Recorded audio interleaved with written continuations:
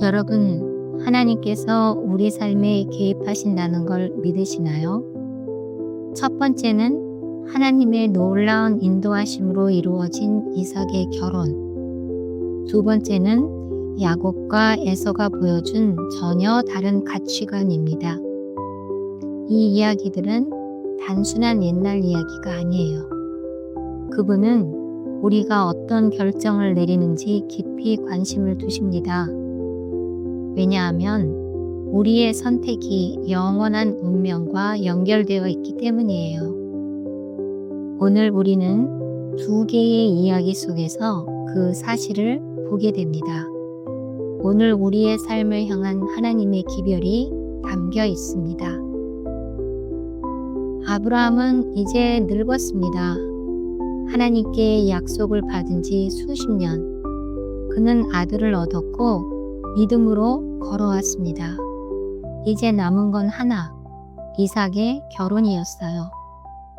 왜 이렇게 중요했을까요? 이삭은 단순한 아들이 아니라 하나님의 언약을 이어갈 씨앗이었습니다. 만약 이삭이 우상 숭배하는 가나안 여인과 결혼하면 신앙은 무너지고 약속은 흔들릴 것입니다. 그래서 아브라함은 결심했죠. 이삭은 하나님을 경외하는 여인과 결혼해야 한다. 이 문제는 반드시 하나님께 맡겨야 한다. 오늘도 마찬가지예요. 결혼은 단순한 사랑의 문제가 아니라 믿음의 문제입니다. 아브라함은 평생을 함께한 늙은 종 엘리에셀을 부릅니다. 이삭을 위해 아내를 구하되 가나안 사람 중에서 택하지 말고 내 친족에게서 데려오너라. 그는 엘리에셀에게 하나님 앞에서 맹세하게 합니다. 엘리에셀은 약대 10마리와 예물을 준비하고 긴 여정을 떠나게 됐습니다. 사막을 지나며 그는 생각했을 거예요. 내가 어떻게 이런 중대한 일을 잘 해낼 수 있을까? 그때 그는 주인의 말을 떠올립니다. 하나님이 천사를 네 앞서 보내실 것이다. 마침내 하란 근처 우물가에 도착합니다. 그리고 그는 또 간절히 기도합니다. 여호와여, 내 주인 아브라함에게 은혜를 베푸소서.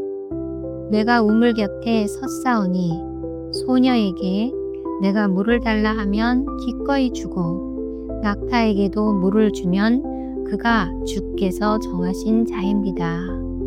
창세기 24장 12절에서 14절 말씀이에요. 얼마나 구체적인 기도인가요?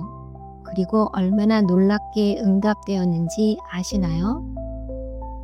기도가 끝나자마자 한 소녀가 등장합니다. 리브가. 그녀는 아름다울 뿐 아니라 친절하고 부지런했습니다. 엘리에셀이 물을 청하자 그녀는 기꺼이 대답합니다. 마시소서. 그리고 이렇게 덧붙입니다. 당신의 낙타들도 위에 물을 길어주겠습니다. 여러분, 낙타 한 마리가 마시는 물의 양이 엄청나대요. 그런데 10마리라면 얼마나 많은 양의 물이 필요했을까요? 리브가는 여러 번 우물을 오가며 물을 퍼올렸습니다. 겸손, 성실, 따뜻한 마음이 그녀의 행동에 배어 있었습니다. 엘리에셀은 확신합니다. 하나님이 이 소녀를 보내셨다. 리브가에게 선택의 순간이 왔을 때 그녀는 단호하게 말합니다. 가겠나이다. 창세기 24장 58절. 낯선 땅, 모르는 남자, 먼 여행. 그러나 그녀는 믿음으로 응답했습니다. 이삭과 리브가가 만났을 때 성경은 이렇게 말합니다. 이삭이 리브가를 인도하여 모친 사라의 장막으로 들이고 그를 아내로 삼고 사랑하였으니 창세기 24장 67절. 여러분, 여기서 우리는 무엇을 볼 수 있죠? 하나님의 약속은 인간의 불신이 아닌 믿음의 길에서 성취된다는 사실입니다. 세월이 흐르고 이삭과 리브가에게 쌍둥이가 태어납니다. 에서는 거칠고 자유분방하며 사냥을 좋아했고, 야곱은 조용하고 사려 깊으며 집안일을 즐겼어요. 리브가는 야곱을, 이삭은 에서를 사랑했습니다. 형제는 장자의 명분의 가치를 잘 알고 있었어요. 그것은 단순히 재산이 아니라 가족의 제사장이 되는 특권, 메시아의 조상이 되는 영광이었습니다. 그러나 에서는 그걸 귀히 여기지 않았어요.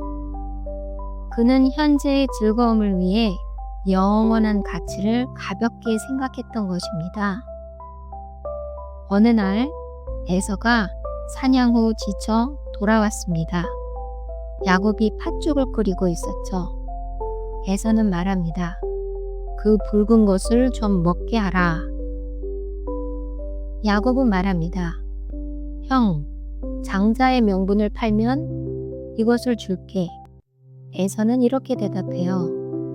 내가 죽게 되었으니 이 장자의 명분이 내게 무엇이 유익하리요? 창세기 25장 32절. 그리고 팥죽 한 그릇에 장자의 명분을 넘깁니다. 성경은 이렇게 기록해요. 에서는 장자의 명분을 경홀히 여겼더라. 창세기 25장 34절. 여러분, 얼마나 어리석은 선택인가요? 영원한 축복을 잠깐의 배고픔 때문에 버린 사람. 성경은 이와 같은 사람들을 이렇게 묘사합니다. 내일 죽을 터이니 먹고 마시자. 고린도전서 15장 32절. 이 말은 에서의 인생 철학이었습니다. 미래보다 현재, 영원보다 순간, 영적 가치보다 육체의 만족을 더 중요하게 여겼습니다.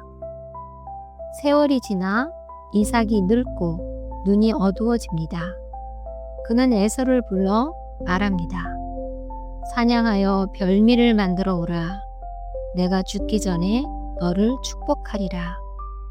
하지만 리브가는 하나님의 약속을 기억했습니다. 그녀는 야곱을 도와 속임수를 씁니다. 야곱은 형의 옷을 입고 염소털로 팔을 감쌉니다. 이삭은 손을 만져보며 이렇게 말해요. 목소리는 야곱의 목소리인데 손은 에서의 손이로다.